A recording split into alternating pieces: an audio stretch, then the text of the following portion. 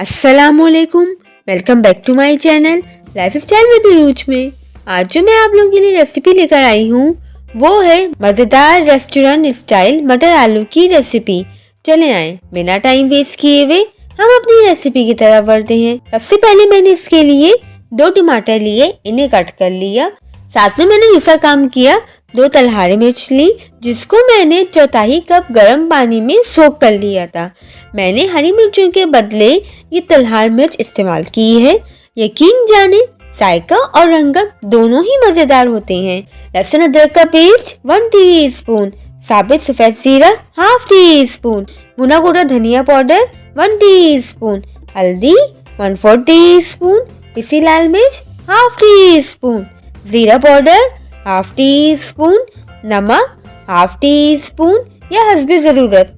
अब मैंने टमाटर और तलहार मिर्च को ब्लेंड कर लिया।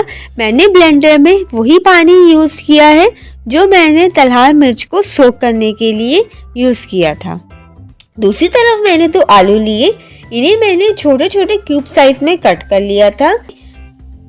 दूसरी तरफ मैंने कढ़ाई में 1/4 कप तेल गरम करके आलू फ्राई कर लिए, फिर आलू को निकाल लिया। फिर मैंने इसी तेल में सबसे पहले जीरे का तड़का लगाया और साथ ही मैंने एक प्याज बारीक कटी हुई डाल दी। प्याज को मैंने इतना फ्राई किया कि वो लाइट गोल्डन ब्राउन हो गई। फिर मैंने इसमें अदरक लहसुन का पेस्ट डालकर हल्का सा सौते किया और साथ ही मैंने टमाटर और तलहार मिर्च का ब्लेंड किया हुआ पेस्ट भी शामिल कर दिया और टमाटर और प्याज को अच्छी तरह से भूनती रही। फिर मैंने इसमें सारे मसाले भी शामिल कर दिए। फिर मसालों को डालकर हल्का सा भूना। फिर मैंने इसमें 1 कप के करीब मटर शामिल कर दी और मटर डालकर हल्का सा भूना। फिर फ्राई किए हुए आलू भी शामिल कर दिए। आलू को मिक्स करके मैंने इसमें 1/4 कप के करीब पानी डाल दिया। ऊपर से मैंने गरम मसाला और कसूरी मेथी 1 टीस्पून डालकर ढककर 5 से 7 मिनट के लिए रख दिया। आलू और मटर अच्छी तरह से गल चुके थे। फिर मैंने इसे सर्व किया। ऊपर से मैंने हरा धनिया, अदरक के स्लाइसेस और चाट मसाला डालकर गरम गरम पराठों के साथ सर्व किया। एक बार ट्राई करके तो देखिए, बहुत ही मज़े का लगता है। और अगर आपको मेरी रेसिपी पसंद आई हो तो मेरे चैनल को लाइक, शेयर, सब्सक्राइब और कमेंट करना मत भूलिएगा।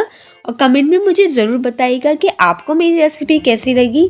और हाँ, अभी तक जिन लोगों ने मेरे चैनल को सब्सक्राइब नहीं किया तो प्लीज़ मेरे चैनल को सब्सक्राइब कर दें और साथ ही बेल आइकन के बटन को भी प्रेस कर दें ताकि आपको मेरी आने वाली हर नई वीडियो मिल सके। और अपना बहुत सा ख्याल रखिएगा, दुआ में याद रखिएगा।